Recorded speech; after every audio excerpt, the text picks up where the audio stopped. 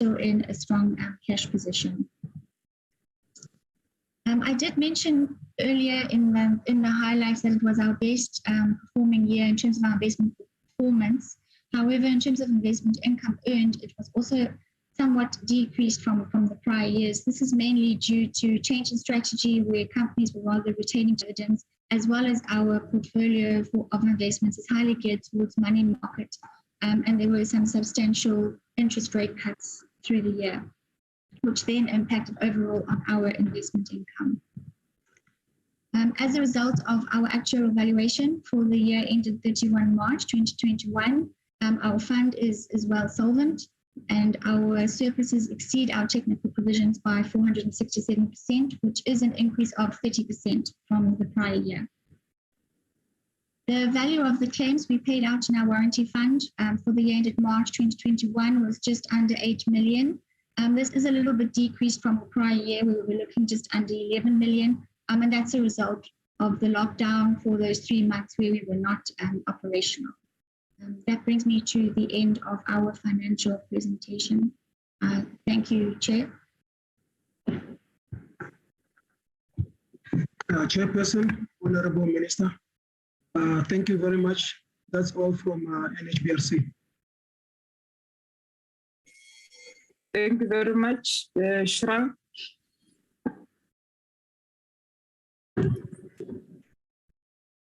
Thank you very much, Chairperson. Without a waste of time, I will ask the CEO, Ms. Mpulai, to make a presentation. I would also like to introduce the acting CSM, Mr. Fabute, who's going to present the financial report. Over to you, Ms. Mpulai, acting CEO. Thank you, Chairperson.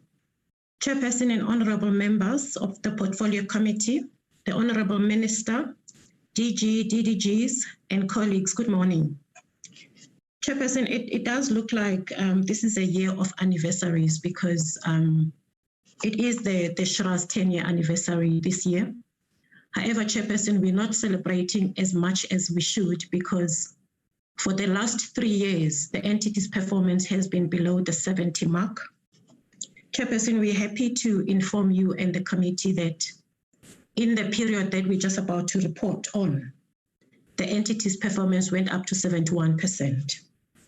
Now, the last time the entity's performance was in this range was during the 2018-2019 financial year.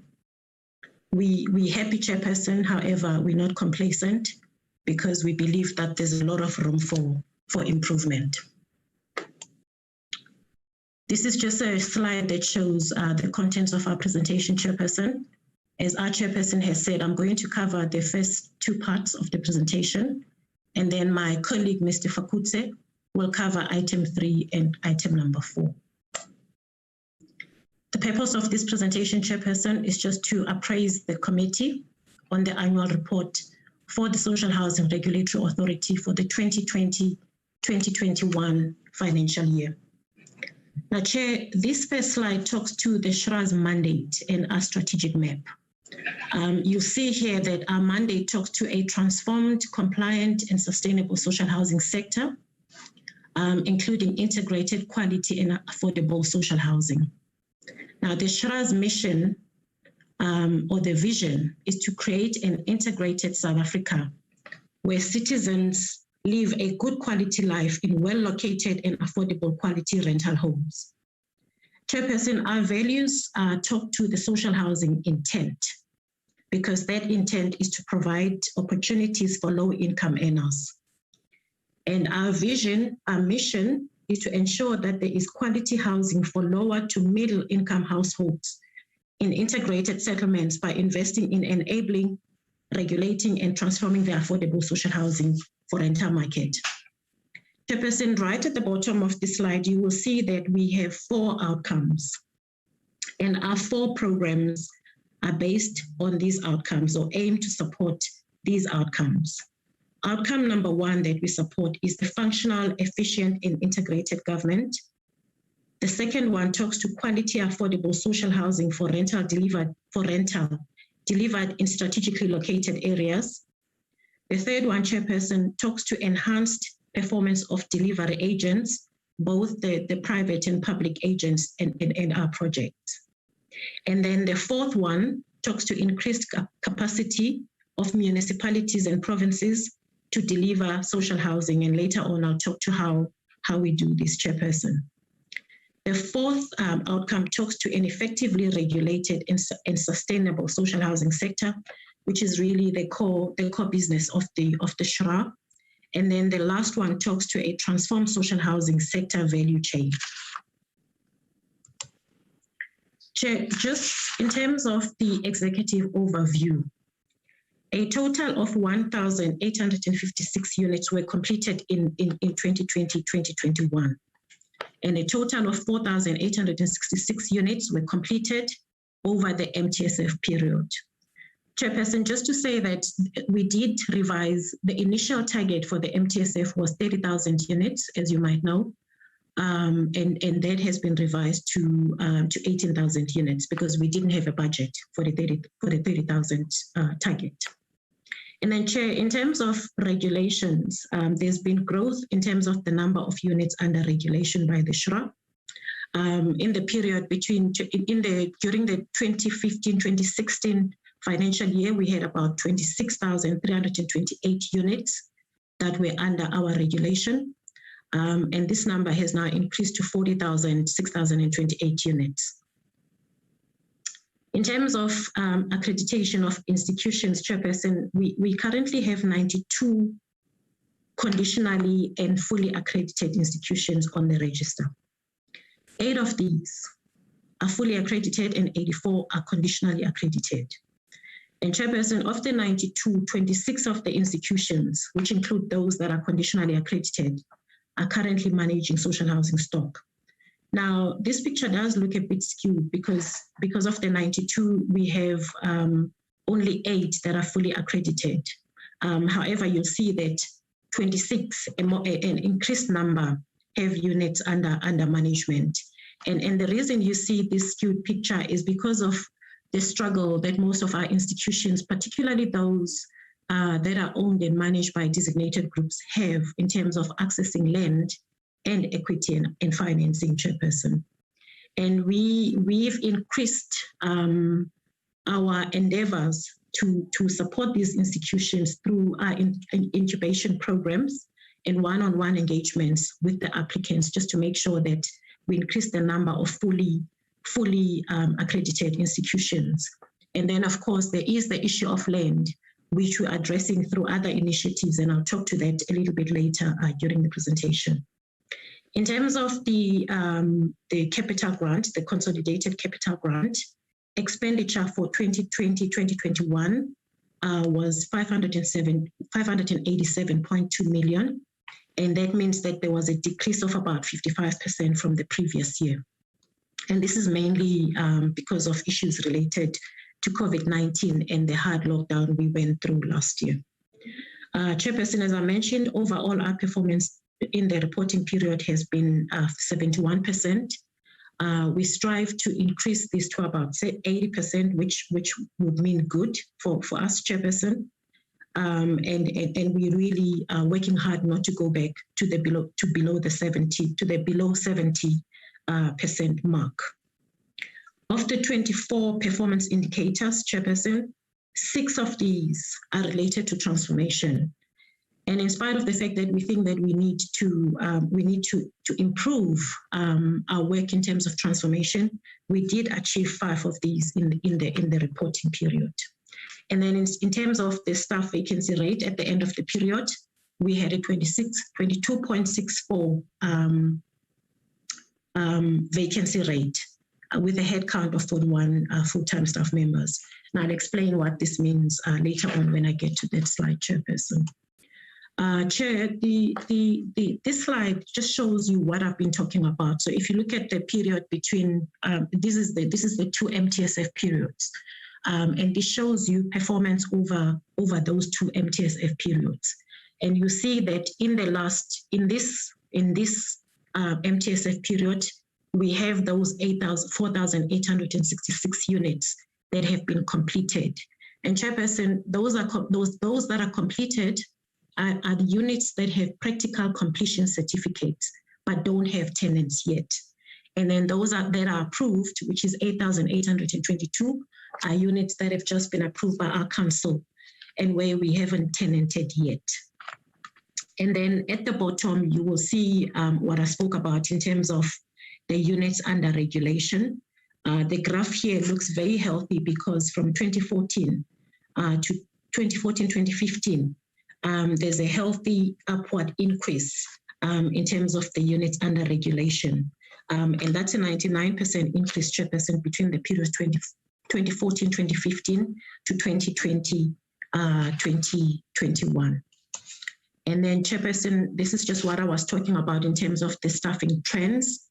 This is where we came from as the SHRA from 2015, 2016. Around the period 2018, 2019, we went through an organizational design process just to make sure that our structure matches our strategy. And that's where you see that increase in terms of our permanent employees. And then, Chairperson, in the reporting period, you see that we have those vacancies. Now, the reason for the vacancies is not necessarily staff members that have left the SHRA per se.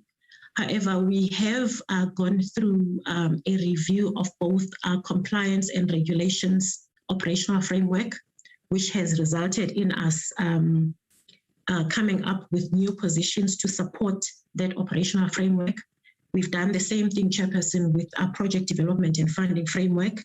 And so most of the vacancies you see here are the new positions that have just been introduced and not necessarily resignations. Chairperson, now to go into the performance overview, as mentioned in the previous slides, we had 24 targets for the 2020-2021 financial year. Overall, we achieved 17 throughout the 4 programs, and then 7 of these targets were not achieved. And we showed the 71% overall achievement for the year. Now, the graph at the bottom, left-hand side, Chairperson, shows you the 4 programs of the SHRA. Program number 1 is the admin program, and I'll go into detail later on, Chairperson, on each of these programs. But program 1 is the admin program, and you see that we had 7 targets, and we achieved all 7 of them. Program 2 is our compliance, accreditation, and regulations program. We had 5 targets for the year, and we achieved 2 and failed to achieve, we achieved 3 rather, and failed to achieve 2 of these, and I'll talk about them later on when I get to the individual programs. Program 3, Chairperson, is a sector development and transformation program. We did quite well here as well because we had 6 targets. We achieved 5 of those. And then program 4, which is our second core program, is the SHRA, which is the project development and funding program. We had 6 targets. And this is where COVID hit us really, really badly, because this is the program through which we provide the grant for the social housing institutions and the other delivery agents to actually develop the social housing units. And because we had, at some point, we had hard lockdown, the construction industry was affected, Chairperson, which is why this program was affected the way it was affected as well. And you'll see when we talk to you about expenditure that this is the one area where we had under expenditure as well. And then in terms of our annual performance rates, Chairperson, just from 2015 to 2016, this is what I was talking about in my opening remarks. You see that during 2017, 2018, we had good performance. We're close to 80%. And then the organization went through internal dynamics, including maladministration, and performance went down. Chairperson, we are happy, as I said, to see that there's an upward movement again in terms of performance. We're currently dealing with the internal dynamics, including issues around fraud and corruption, and we're taking through our council, with the support of our council, we're taking decisive action against employees who have been found to be involved in fraud and corruption. And Chair, and I think that's the reason the environment, the performance environment has stabilized, and we now see this upward trend in terms of performance. Chairperson, in terms of the individual programs, this is program 1 that I spoke to earlier. And in program 1, we report on a couple of performance indicators, and those are your internal audit plan, your statutory tabling and reporting requirements. Here we have the anti-fraud and corruption policy. We look at the risk management plan. We look at the implementation of the annual stakeholder management plan, the percentage procurement in terms of majority Black-owned service providers, and the procurement spend on designated groups. And Chairperson, the green tells you that in this program we achieved all of these targets, which is good news. And then in terms of program 2, similarly to program 4, Chairperson, this is the program where we have to engage with the SHIs and the ODAs, and these are social housing institutions and other delivery agents. And some of these targets here were affected by the fact that we could not interact to the extent that we were required to with the institutions. The first performance indicator here talks to the SHIs and ODAs meeting 3 or more out of their primary performance benchmarks.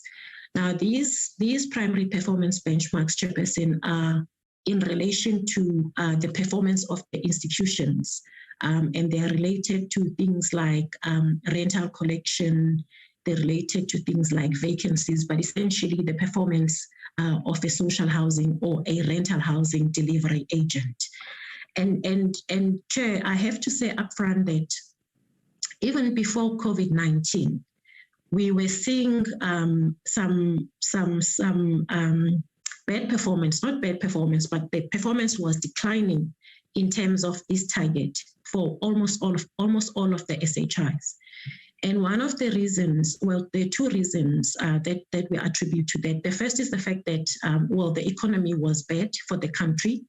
And internally, what we hadn't done was we hadn't revised these performance benchmarks to consider the fact that the economy had been declining for some time. And what we've done after this financial year is that we've now done that. In the next reporting period, we'll be using the new benchmarks that take into consideration the current market and economic conditions, Chairperson.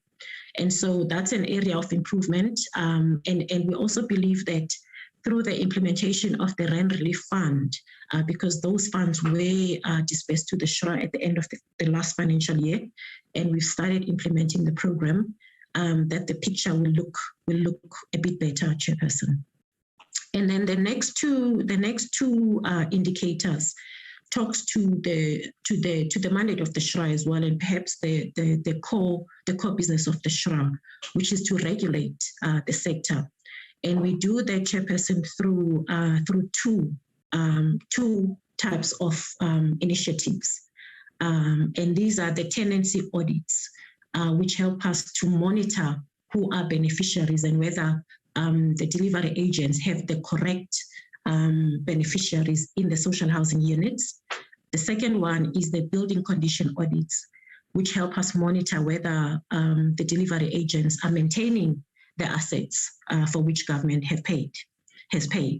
And for these 2, in spite of the fact that we had revised these targets to considering the COVID and the hard lockdown, because we would not have been able to go to the units to conduct the audits, we did well in these 2 because we had said we'd reduce the targets, but we managed to achieve numbers that are a bit above what we had anticipated, purely because we could do the work after the hard lockdown.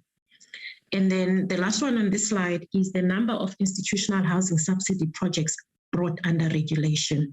Chairperson and members, you remember that the SHRA was established around 2010. And prior to the establishment of the SHRA, there was a grant that was given to institutions. It was called the Institutional Housing Subsidy, and it was managed by provinces. And so part of the SHRA's mandate is to bring these units, which have been funded by government, under regulation as well. And for each of our years, for each of our APPs, we give ourselves a target to bring some of them under regulation. Now, it does require a lot of work, Chairperson, because apart from the paperwork that we need to sort out, we do need to engage with the institutions and the tenants as well.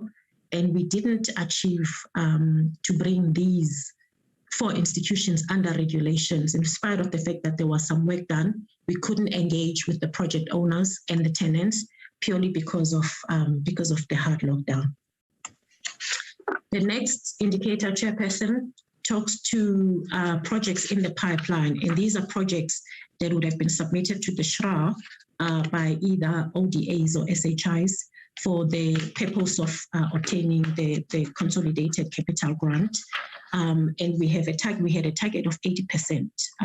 We wanted 80% of these projects to be from grant applicants who are Black majority owned and controlled, and we managed to achieve this target.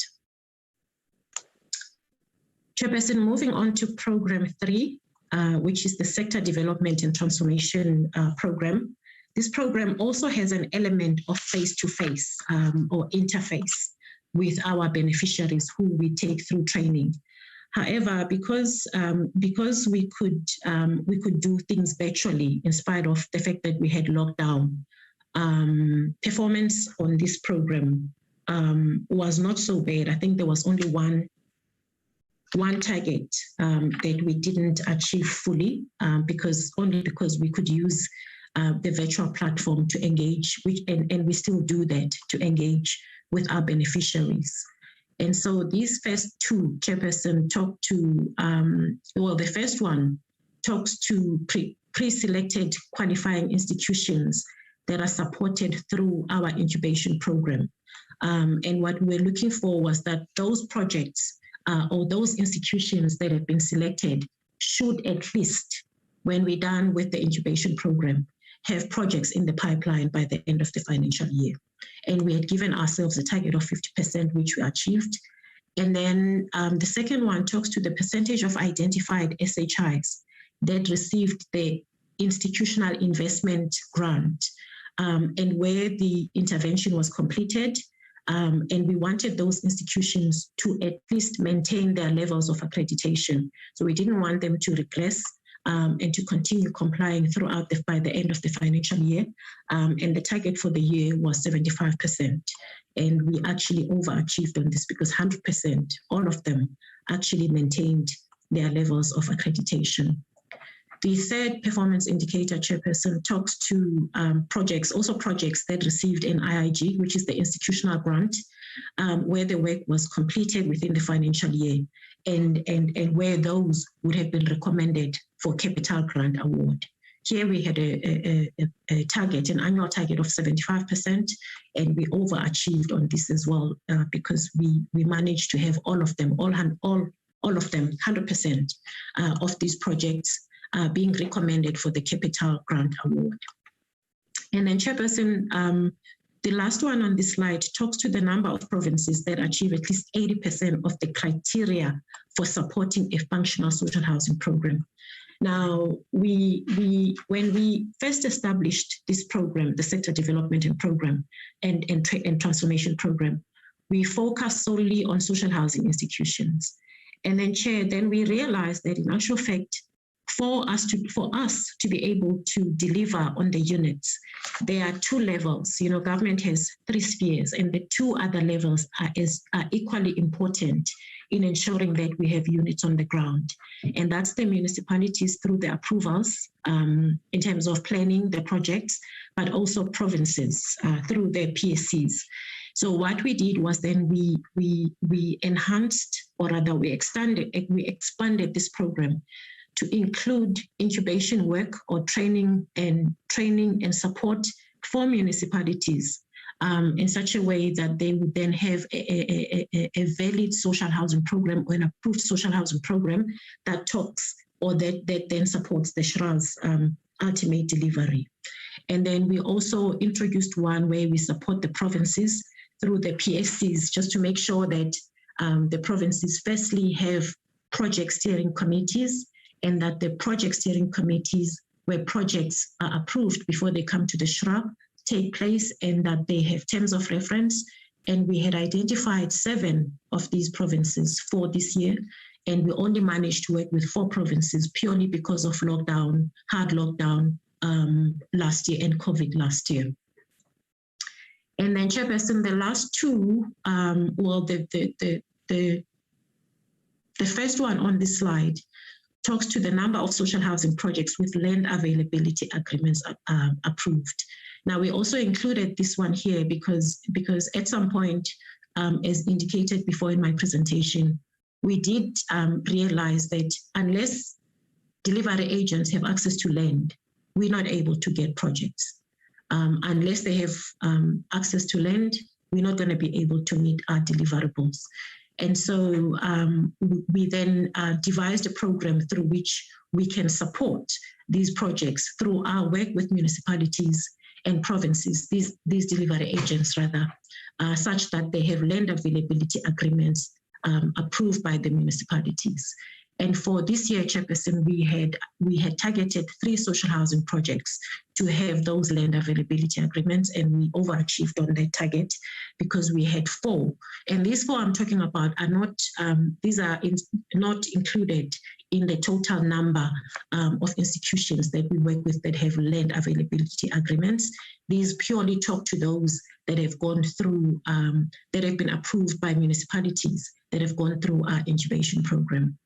And then the last one on this slide talks to the percentage of institutional investment grant recipients that are majority Black owned or controlled. So this is one of our transformation indicators, and we had a target of 70% of IIG recipients that should be majority Black owned or controlled.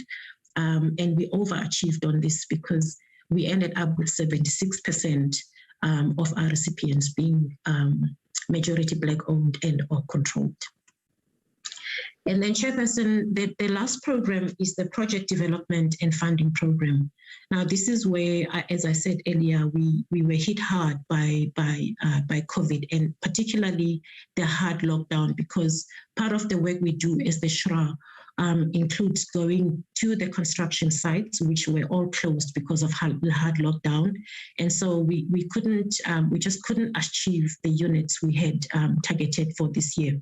The first one talks to the number of social housing units completed, because that's a very critical indicator, because it talks to our contribution towards the MTSF target. So we had a 4,006 social housing units to be completed in this year, and we only managed to obtain just under 2,000, 1,856 completed in this financial year. And then the second one talks to the number of social housing units delivered. And so these will be those that have been completed, but not only completed, but delivered and tenanted. And the target was just under 4,000, and that's 3,870 units delivered to be delivered and tenanted in this year. And we only achieved 985, Chairperson. Now, similarly to the units, so we would have spent, if we had achieved these targets, we probably would have been able to expend the 95% that we targeted for this year, which is the third indicator on this slide. And we fell short, Chairperson, because we only managed to spend 81% of our CCG grant for the year. And then, Chairperson, on this slide, you see that the first indicator talks to the submission, the timeline for submission of a 5-year development plan for the delivery of the 30,000 social housing units. Now, this was critical for us because, firstly, it was the first time that we had such a huge target for the delivery within an MTSF period. And so we needed to be able to put together a development plan for us to be able to achieve these units. Of course, the target was set way before COVID, and we didn't know that we would, we just would fall short of the targets for at least about 2 years. Notwithstanding the fact that we don't know where we're going with COVID at the moment. So that target was achieved because we did manage to develop this plan, and it was submitted within the financial year. So we did well with that. In terms of the next one, this relates to transformation. And the first indicator talks to the percentage of consolidated capital grant awarded to Black majority owned and controlled enterprises. Now, Chairperson, you will remember that the previous slide, I spoke about the fact that we could not expand the CCG grant to the extent that we had targeted. And so this resulted in this, that the percentage of CCG grant recipients was lower than what we targeted. And though that's to those that the grant was awarded. So the target was 70%, and the actual performance was 54%. And then the last one on this slide talks to the percentage of consolidated capital grant allocation awarded to the designated groups, because we do separate the two indicators, and our target was 30%, and we managed to overachieve on this one. Chairperson, through you, this is the end of my presentation, and I'd like to hand over to my colleague, Mr. Bakudze, to take the committee through the audit outcome and the financial overview. Thank you.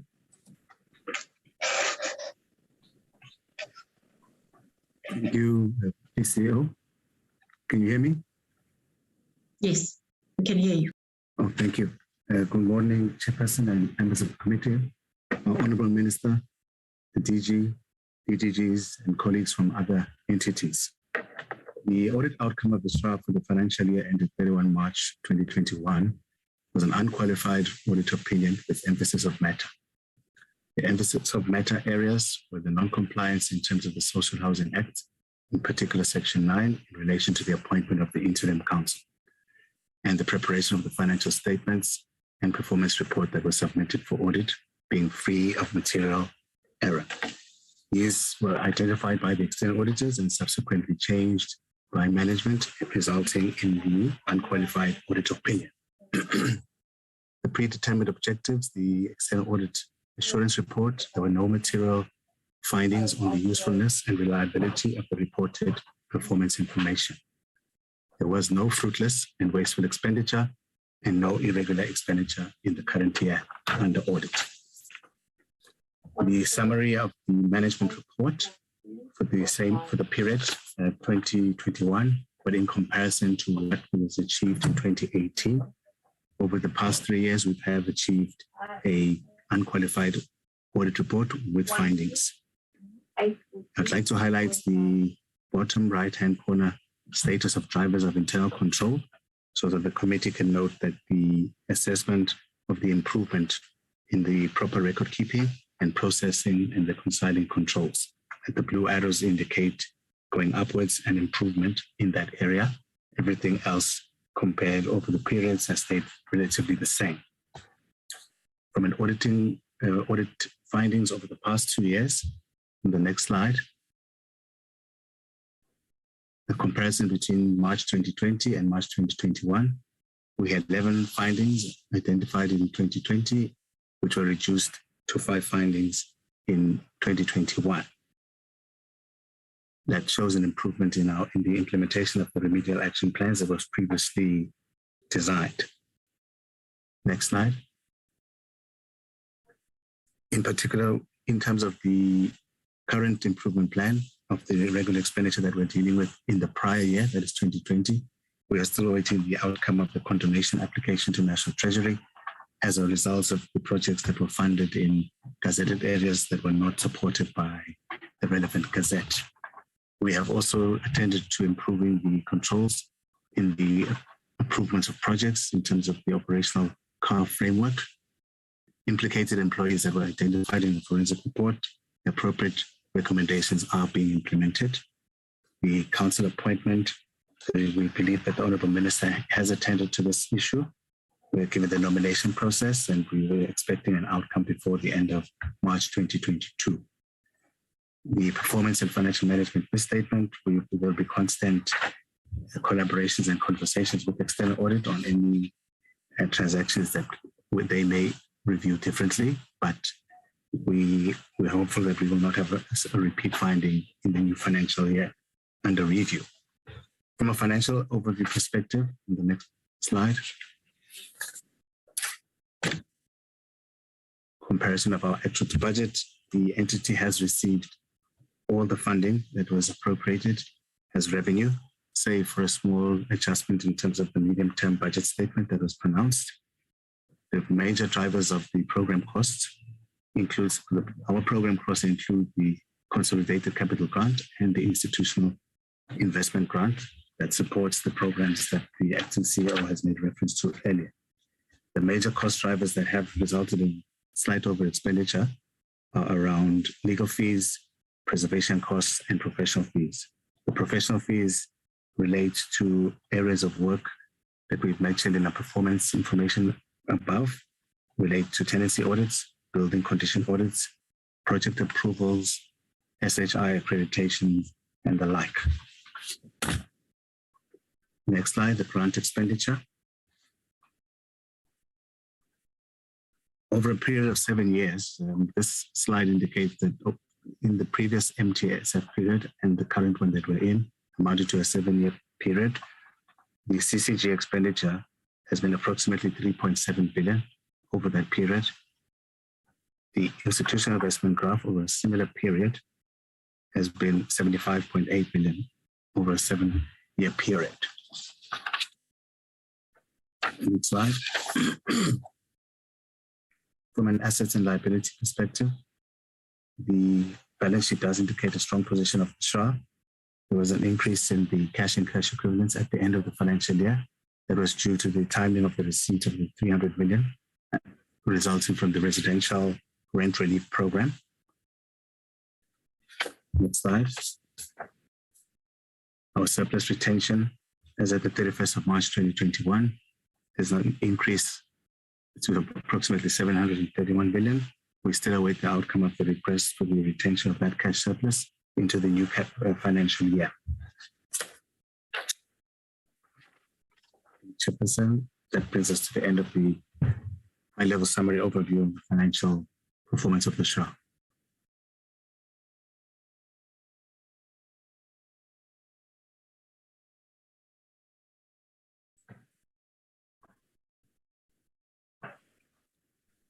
Thank you very much.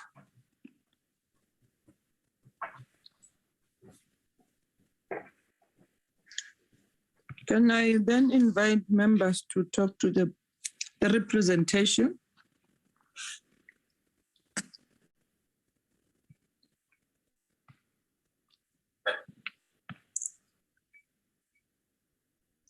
I have Honorable Mahotu, followed by Honorable Tafeni.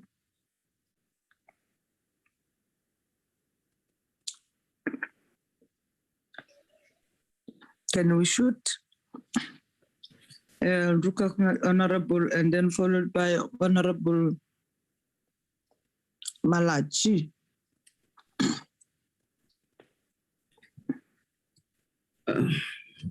Thank you, Chairperson. If you allow me to start, can I start now? Yes, Honorable Mahotu. I'm going to direct the following questions to SHRA. I'll start with the first question.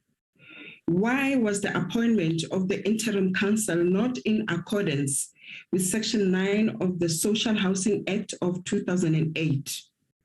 And why was it difficult for SHRA to implement effective controls to ensure accurate performance and financial reporting, nor did it exercise adequate oversight responsibility over compliance with applicable legislation? which resulted in irregular expenditure and material misstatements. What were the circumstances surrounding the irregular appointment of the interim board in 2019? And what is the current status of the board? What mechanism have since been put in place to address internal control deficiencies as identified by the Auditor General? And then the next question, I'm going to direct it to NHFC. How soon are the positions of CEO and financial officer going to be filled? What were the reasons for your non-compliance to supply chain management, which led to your entity incurring irregular expenditure? How are you going to ensure that you do not repeat the same mistake of non-compliance to SCM in the financial year 2021-2022? What are the recommendations given to the Loss Control Committee after concluding your disciplinary process with regard to the officials implicated to the irregular expenditure incurred? And then the next questions are directed to NHBRC. The first one is, the AG found that management did not exercise its oversight responsibility over the internal controls of the entity and the review of the financial and performance reports submitted for auditing.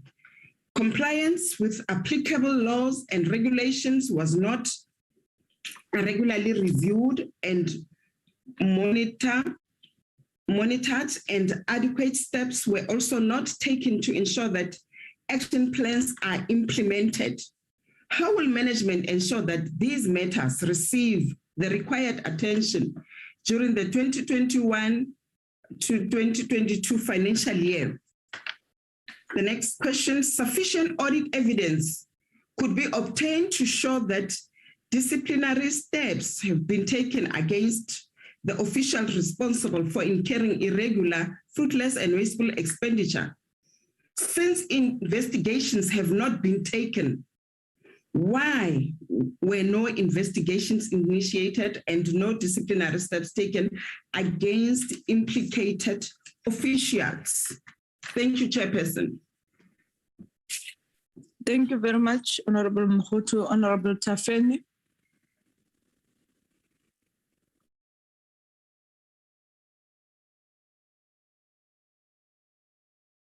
Honorable Tafeni. Thank you, Chairperson. Greetings to the members of the committee. My first question in NHBRC in the annual report, I want to know what was the cause of the lower controlment numbers from Provincial Human Settlement Department during 2020 to 2021? And also, could the NHBRC provide more details regarding the reason for the increase in provision for impairment of trade receivable of 39.5 million rands in 2020 to 2021 compared to 30.6 million rands in 2019? And also, unrealized gain of finance assets increased from 42 million rands in 2019 to 2020 to 471.4 million in 2021 to 2020 to 2021, representing an increase of over 1,000%. It's 429.4 million. What are the reasons for this? And the other question in NHFC, I want to know, Chairperson, what are the reasons to the reduction in interest on investment and dividends received for both the company and the group between 2019 to 2020? And also, what are the reasons for the delay in the appraised KwaZulu-Natal application worth 180 million rands? I thank you, Chairperson. That is all this one. Thank you.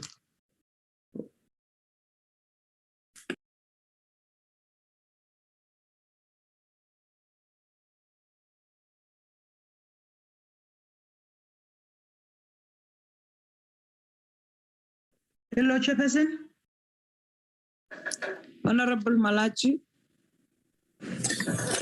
Yeah, thank you very much, Chairperson. I think mine is mainly a comment than a question. I think firstly, we must acknowledge and agree that the ruling party is the only organization that when it has done wrong, it takes responsibility and fix the wrong. And when it feels that there's a need to focus, we also do that. One of the things that the ruling party has done to try to fix the human settlement department was to separate it from separate it from water and sanitation. So there's a direct focus on it. And with that, it means that we have a new minister, we have a new committee that is got a responsibility to assist the entities to function and work and resolve all the mistakes that have happened in the past. If there's consequence management that must be taken, it is the ruling party that is the first to say those that must take responsibility, the law must take its course. Now, that is a process of us trying to fix them. And I think as a committee, when we started, part of the comments that I made at the beginning is that we need to operate like a committee that wants to fix. We must not only be, all we do is to criticize. We must also come out with solution on how best to assist the executive to function and make sure they deliver our service to our people. And I think mainly my comment is based on that. That is an attitude that we must take. We must not come to the committee as ANC, DA, or EFF, or whoever members. We must come here as members of parliament of the committee who wants to assist to deliver services to our people. Thank you. Thank you. There is another hand. I'm not sure whether it's Comrade Mike.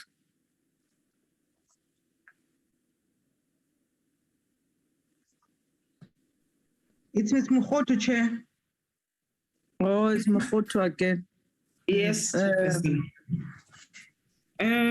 Chairperson, I just want to make it clear that we came here as a portfolio committee because we've been given a mandate by our constituencies to come and serve them, but not to please whoever who might be feeling that if we ask relevant questions that need answers, then that honorable, for example, things that we are wrong when we were not supposed to. We're just supposed to keep quiet here and, accept everything that is presented on the presentations that we've been given.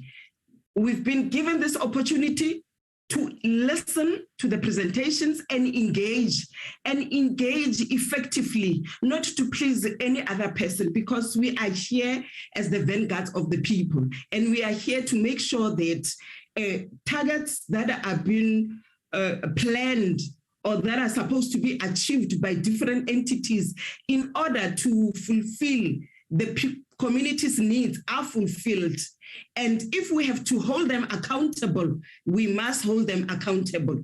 And then if we have to force them to adhere to the recommendations made by the Auditor General, we should do so.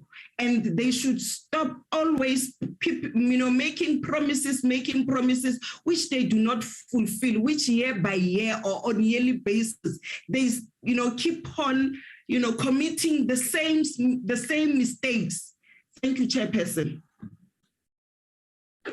Thank you very much. I think the intention of this meeting is to allow members to engage with the presentation, and out of the engagement, we get response from the department and make sure that issues that have been raised get attended to and get corrected. And everybody is protected in this meeting. Can I get Honorable Sopasingul?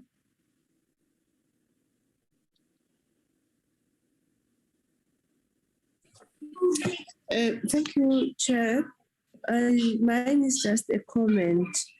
I'm particularly very happy about the Human Settlement Development Bank, which is really going to assist the first-time home buyers, also fund social housing institutions, and people with lower income to purchase or build their own homes. and will play an integral part in the securing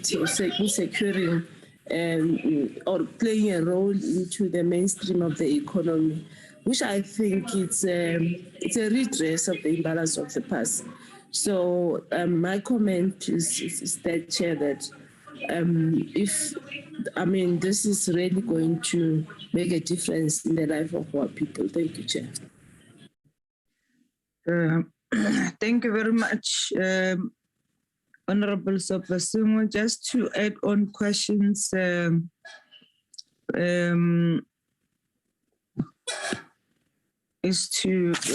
my question is, one of the issues that is raised by Auditor General is that most of our action plan, we do our action plan to respond to the issues that are raised by Auditor General, but we are not actually addressing the root cause of those issues. Instead, we are fixing or we are responding to the issues that the Auditor General is raising based on an issue. I think it will be very critical that as our audit action plan should address the root cause of the finding, so that it must not recur or it should not manifest itself in other issues, unlike if we have dealt with the root cause. My question is not a necessary question, but it's a comment that I need entity to commit themselves to tell us that they are going to the audit, this action plan that they've prepared, should or are they speaking to the root cause of the issues?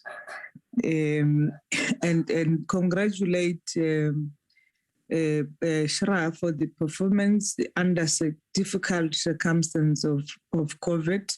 You've done your best, and we hope that as things are getting into normalities, you'll frustrate the issues of registration of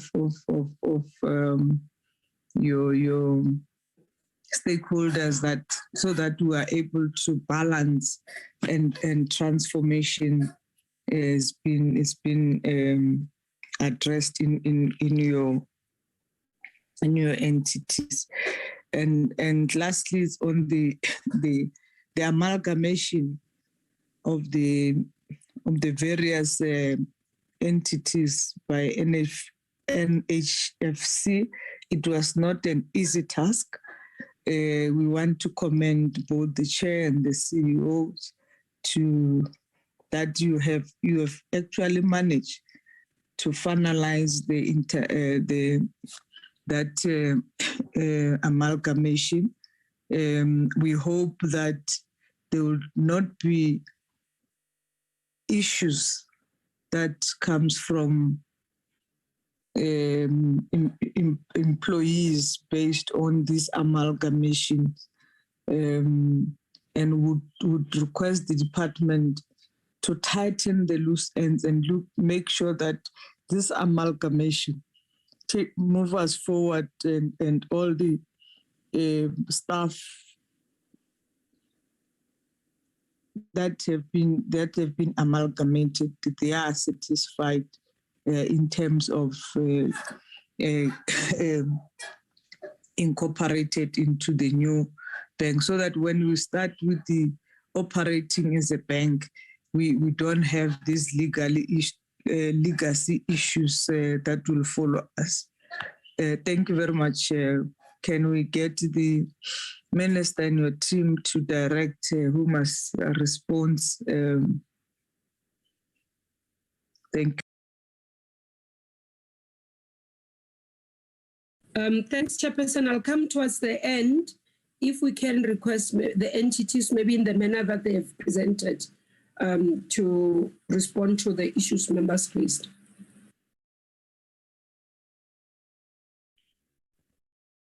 If I may, Chair. Can I first respond, Mr. Tati? You'll come with the detail and the administrative and technical issues. With regard to appointment of CEO, Minister felt that this new board can then be the one that's appointing CEO. And as a board, we felt that, that makes, immense sense. And we are in support of Minister. And with regard to CFO, we were disappointed that we appointed a very intelligent, hardworking CEO, but who was also a woman and young, but she had to leave for greener pastures, and we couldn't stop it. That is the reason why we having acting CFO at the moment.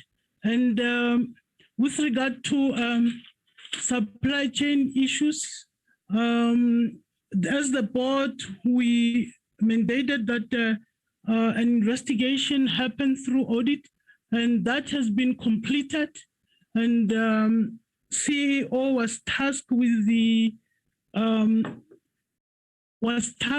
to ensure that the recommendations from the investigation, which was external, be implemented, because we didn't just want to deal with issues that were not going deeper enough. And honorable members, this institution is very unique in the sense that the skill that you have there is highly specialized.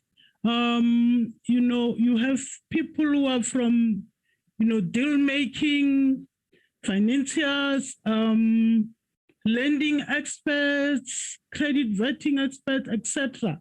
So you just cannot, afford to have staff turnover or mix people around. But as the board, we tried to preserve the skill, to also nurture the skill, and encourage innovation and, training, self-training, so that people can develop even further.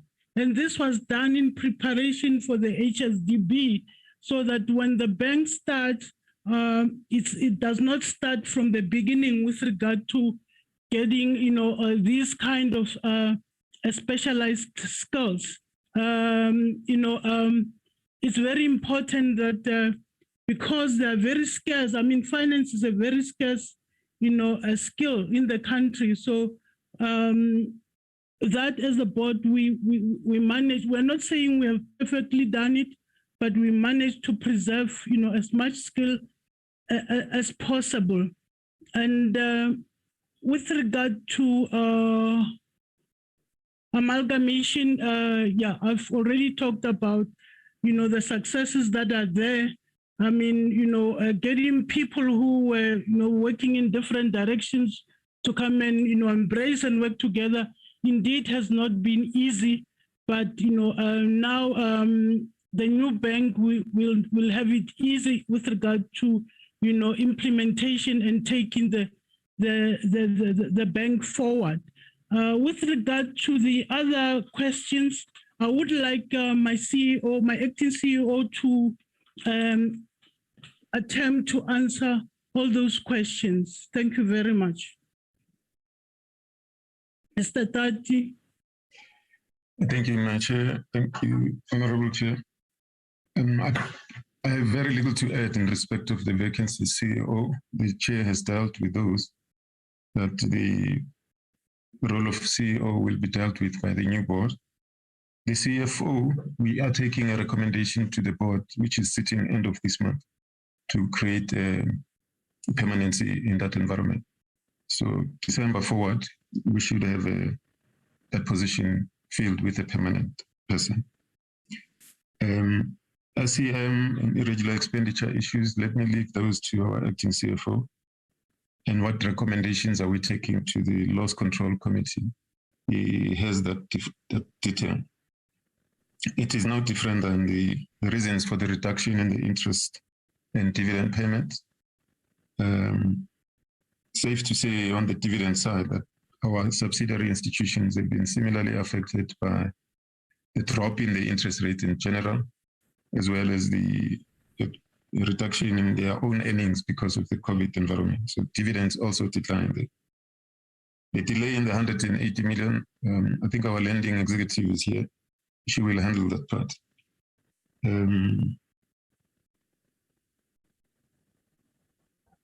Yes, we take the advice from Honorable Semenya. Our audit action plans must address the root causes. So every time we provide the responses to the auditor, we seek at all times to give them the perspective of the causes and also address those issues with permanent solutions so that they do not reoccur. We do that on a consistent basis, and the auditors come back and review that environment on the same basis. Yes, we'd like to believe the merger and its implications is almost at the tail end. We maximize opportunities for all staff. For every time we face opportunities, that we must draw first from within before we go external, so that everybody feels they're being considered. So we believe as we move into the bank, we will move into a stable environment. Thank you, Chair. Mokgotsi on the SCM, thank you. Thank you, CE, and thank you again, Honorable Chair and Portfolio Committee members. I think on the number of questions that were raised, the issue about consequence management, I think we did touch on the presentation that we, in regards to 2020, we are actually at a point where we finalized all our processes, and the outcomes from that process, they vary.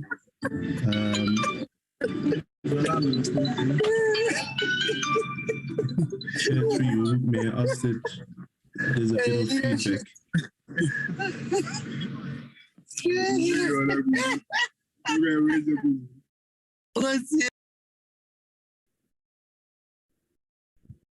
Thank you, Chair. On the issue.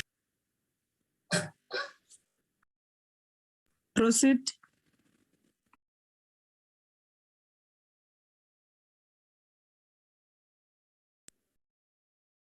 Am I audible, Chair? Yes, you are. Yes, maybe to start with the issue of consequence management. And we did touch on it on the presentation. So where we are is that we have actually, through an external investigation process, we have actually implemented on those recommendations, which were quite clear, and they were also considered internally. I think what is maybe reassuring and comforting is that there were no financial losses for the entity. But however, because compliance management is an area that we take quite seriously as an organization, the recommendations, amongst others, included warning letters to those who were involved in the processes, and also final written warnings to some of our colleagues. So those have all been actioned. And I think maybe to reflect again, before we touch on the issue of root causes, it's almost like the events that perhaps test the environment that we operate in. And I think in the presentation, we did touch on the issue of the measure to say that it's never an easy process. Over and above the people issue, you actually have to consolidate and standardize your processes. And you find that those processes in one way or another perhaps are not similar from the various entities that merged in the process. And therefore, it's quite a process for us to firstly align and ensure that there's a common understanding amongst those that are involved in the management of SCM. And I think we've done fairly well in that regard, and also reflecting in the audit improvement plan that we have put together, which is quite integrated. But I think at the heart of it is that we are standardizing our processes, and also with internal controls, you actually have to find tools to reinforce certain protocols or certain checks that need to be done internally, so that whoever comes to actually do the vetting in the processes, whoever is involved, that everyone gets to the same result, essentially. And also to say that in the medium term, the plan is to automate the environment. So certainly there'll be less dependencies on manual intervention from our colleagues in SCM. And the audit improvement plan that we have put together, also I mentioned that some areas we've actually already implemented on, and one of which is contracts management, a solution that we've actually commissioned shortly after the audit, which is automated. And this will include various monitoring activities to ensure that the contracts management issues around extensions and deviations, that we actually minimize them in the environment. So certainly that's an area that perhaps we'll see some payoffs in the current year that we are in. As I've said, Chair, that at large, to standardize processes, we are already now almost 9 months into the new financial year. So the plan that we've put together, and again to say that it's premised on perhaps the issues and the misalignments that we have seen in our processes from the 3 entities that merged. The payoffs, I think realistically, we expect them to materialize in the 2022-2023 financial year. But certainly there are things that we've already implemented on that were quick wins in our view. The issues of, around policies, our policies were found to be sound. As I've said, we are just reinforcing now. And there are some areas as well, maybe to mention that, we've maybe consulted the National Treasury on 1 or 2 incidents where it was felt that maybe these are not irregular, especially in regards to the 2021 financial year. So from a control environment point of view, SCM, things are improving as we speak. The CE has touched on the issue of dividends to say that, it's more a performance thing, to say if our intermediaries and companies that we are invested in, if they have challenges around delivering healthy returns and earnings, they obviously will not maybe hold back on declaring dividends. And therefore, that's why we did not really realize any dividends in the current year. And we hope that that situation does reverses in the next year or 2. So Chair, I've touched on the SCM issues, on the consequence management, and also on the performance. But to say the interest reduction, as we know, we are mainly a lending organization. So a lot of our income is actually generated from the interest that we charge to our intermediaries. What tends to happen is that with the interest rate cycles, because currently we are on the low end, we do feel the impact in that we do not perhaps, we do suffer a margin loss in as far as interest is concerned. So it does have a direct impact in our revenue line. But from a volume point of view, in what we are dispersing, things have remained in many ways normal to how we've performed in the other years. So it's more an interest, a market issue as opposed to a disbursement issue. I think I've covered all the remaining questions that were not covered by the Chair and also the CEO. Thank you, Chair. Thank you, Thank you very much. Thank you. Who's that? Apologies. Chair, this is Tolo Ramosewa from the NHFC. There is a question from Honorable Tafeni that I would like to address. If I may go ahead, Chair. Yes. Thank you, Chair. Honorable Tafeni asked a question around a project in KZN and what was the delay in the appraisal process. Honorable Tafeni, that project was a very complicated project in terms of structurally. In fact, it's a building that's going to be built on top of an existing structure. Because of the complications of the structure, the client wanted an opportunity to spend more time on the design with his structural engineers and the architects. So they wanted an opportunity to redesign the building as well as recost the building. And as such, withdrew the application from the NHFC. That was the reason that there was a delay in terms of us assessing that project for our social housing approvals in the period under review. Thank you very much.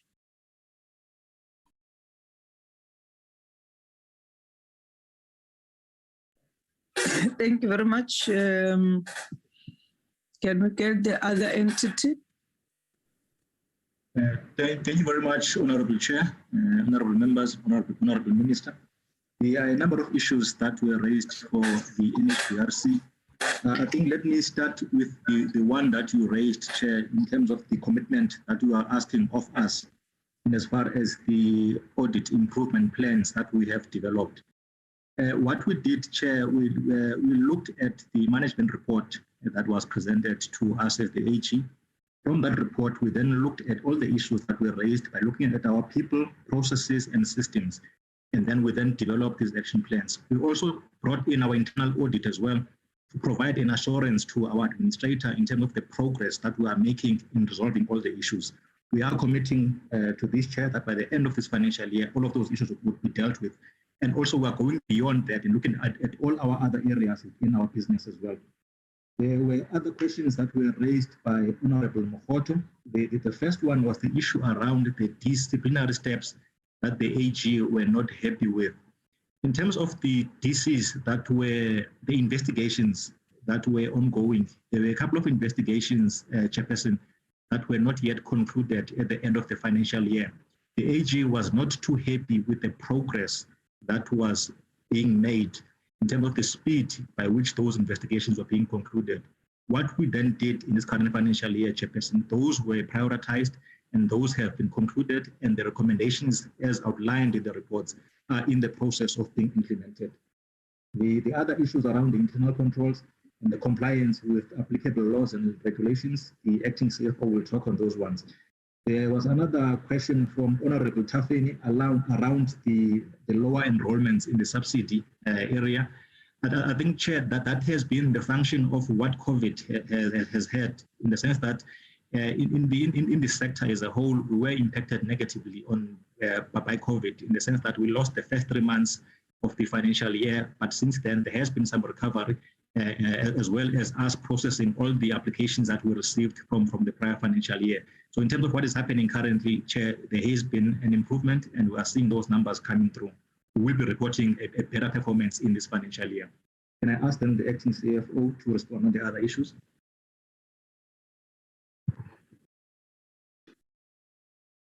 Thank you, Mr. Boy, and good afternoon once again.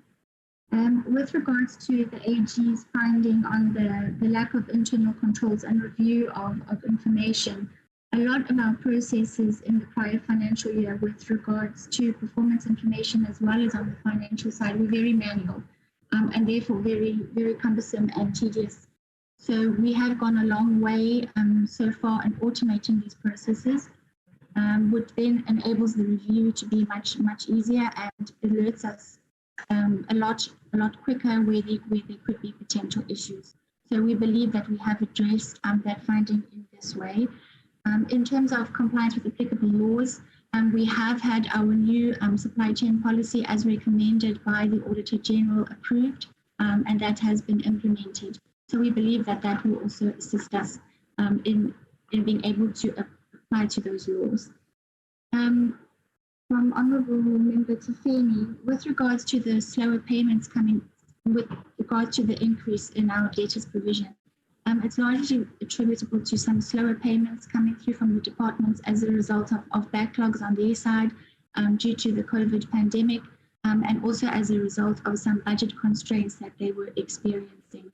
But it is something that we do follow up and we are very much aware of.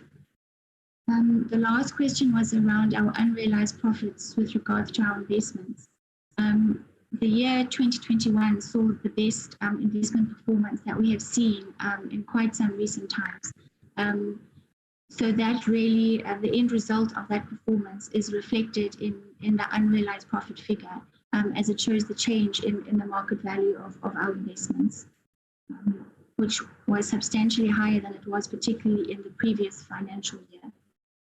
I think that is the end of my questions. Thank you, Chair.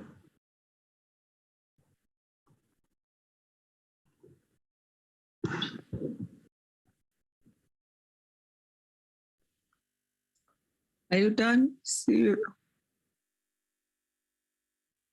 Yes, Chairperson, we are done. Thank you. SHRA? Thank you, Chairperson. So, Chairperson, on the question of the council, I'd just like to give a little bit of background to that, because the question was why the Social Housing Act was not complied with in terms of their appointment. And the answer there is that, Chairperson, during 2019, there was a dispute between the then council and the CEO, which ended up in litigation. Now, the CEO not only won that case, but in his statement to the court, he had made allegations against some of the council members. And the court had concluded that he had been suspended as well, Chairperson, and the court had concluded that he needed to be brought back to work, which the council initially did, but then he was suspended again. Now, the minister then was the second respondent to that, and the minister found that problematic because there was a direct order by the court to council to bring back the CEO. And so the minister saw it fit to release the council members at that point. Now, because this was done on an urgent basis, because there was a court order, the minister then didn't have time to advertise. And I think that's the most important aspect of this finding, is that there was no advert for the council members.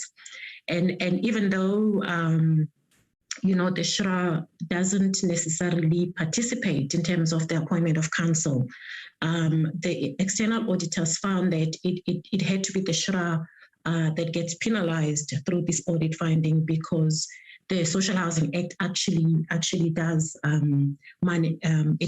it's legislation that the SHRA has to comply with. It was a very difficult. I mean, it was a toss and turn. There was a lot of tossing between us and the external auditors about this.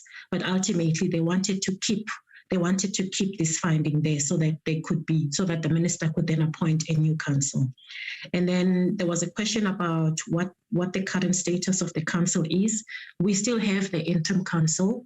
At the time of this audit, the Minister Sisulu had put out an advert to appoint a new council. However, that process had not gotten to Parliament as yet. And then we had the external audit. However, the new minister has now advertised, and we've been made aware that the appointment of council is imminent. And then, Chairperson, on the irregular expenditure, the issue there was an issue of gazetting. So what had happened was that we were receiving a lot of applications. So as chair and members might know, we approve projects that are based in restructuring zones. And during the previous financial year, in actual fact, 2018-2019, we had received a lot of applications from projects that were a few kilometers outside the restructuring zone, to the extent that council members then took a resolution that we needed to approve those projects because they were very close to the restructuring zones. Now, what we then did at that point was we got the minister to approve that we approve the fact that we wanted to approve those projects for the CCG. And the intention was that later on, those areas would be gazetted as restructuring zones. And then, of course, the audit timeframe overtook us because then we had the external audit before those areas could be gazetted as restructuring zones. So that was the reason that the external auditors found that to be irregular expenditure, purely because they were outside of those areas, were outside of the restructuring zones. Now, what we're doing now is that we're not approving projects that are outside restructuring zones, Chairperson, and we're guided by the gazettes so that we can avoid that finding. And then there was a question about, consequence management. And Chair, I just want to say that as the SHRA, we do take consequence management seriously. And in actual fact, given the fact that this is a repeat finding in terms of the misstatements, we are in the process, or we did start the process of managing the consequences with the executive in charge, and we're hoping that this doesn't happen in future. What we've also done is that we after the external audit, we did have a debrief as the executive of the SHRA, just to think of and put in place mitigating mechanisms for this risk in future, including, the fact that these documents need to come to EXCO beforehand, and that documents need to be approved before they're submitted to external auditors. Chair, I think I have answered all the questions, unless my colleague would like to add something. Thank you.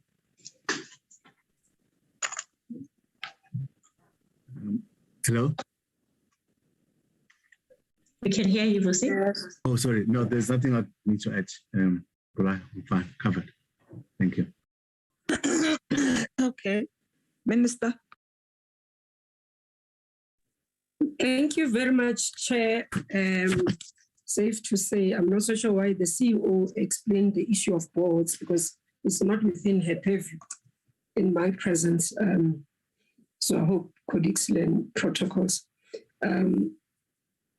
Chair, we note the issues that have been raised in the committee, and I think boards and chairpersons and CEOs have responded in terms of where we want to go and addressing some of the issues that have been.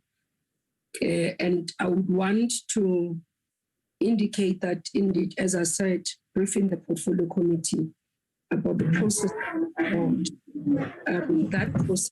Voice, please mute. That process has been completed. So we'll be making that announcement once Cabinet has processed the matter in terms of appointments of boards in the process. As I said earlier on, Chair, I noted what Honorable Mokhoto was speaking to in terms of the processes, and I would want to urge Honorable Member that in the process of what we are doing currently is to ensure that there is a closed matter that we can be able to account.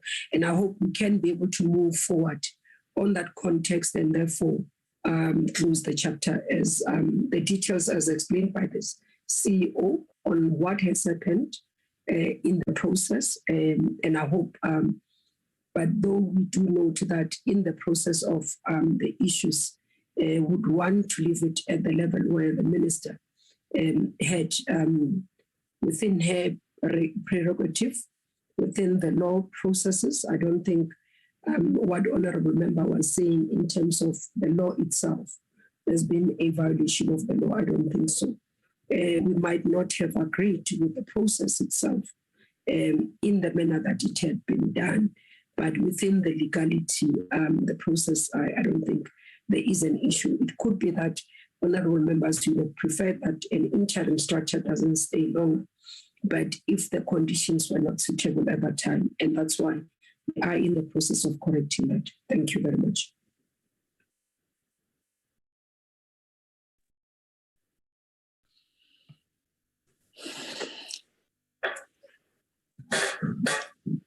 Thank you very much, Minister. Honorable members. Chairperson. Yes, Honorable Mokhoto. Can you please allow me to ask one more question to NHBRC? Okay. Thank you. Could the NHBRC provide more information on the accumulated material losses of 39.6 million due to impairment of trade receivables? Thank you, Chairperson. NHBRC.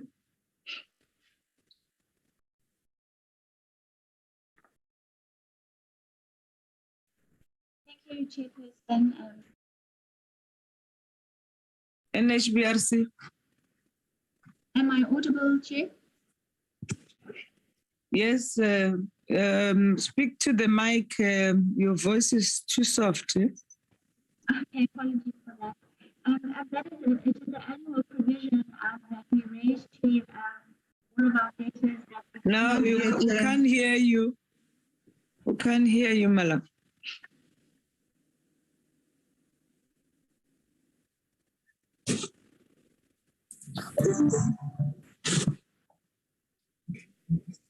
Or maybe you can come through. It looks like she's now disconnected.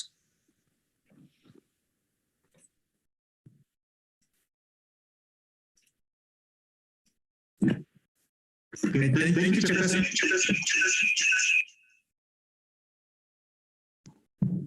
Okay, proceed.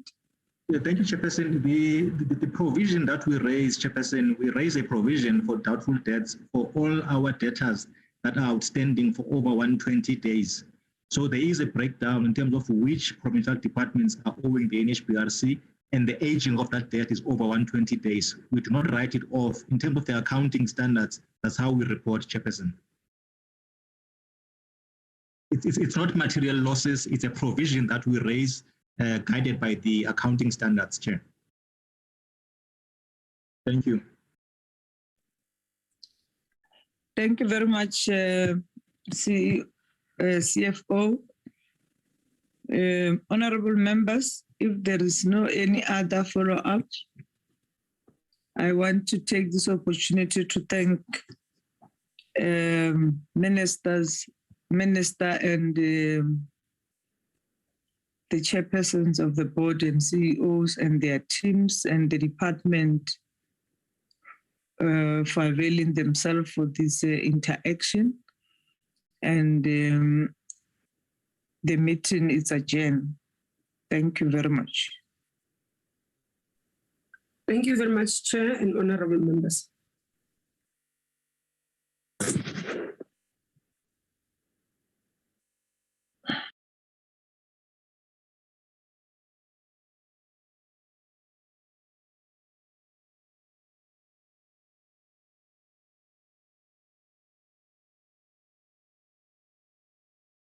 Record.